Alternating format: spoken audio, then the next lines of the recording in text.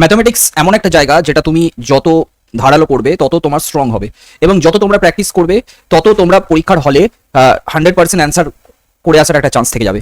তো এই অঙ্কটা দেখো, এই অঙ্কটা খুবই সহজ একটা অঙ্ক, বাট পরীক্ষার হলে অনেকে দেখে ঘাবড়ে যেতে পারে, তাই এই অঙ্কটা আমি তোমাদের করাচ্ছি আজকের ক্লাসে। তো দেখো, প্রশ্ন রয়েছে a two the power x equals to b এবং b two the power y equals to c হলে c two the power z equals two যদি a হয়, দেন হোয়াট ইজ, তোমাদের জিজ্ঞাসা করেছে x y z এর ভ্যালু কত হবে। এই তো প্রশ্ন।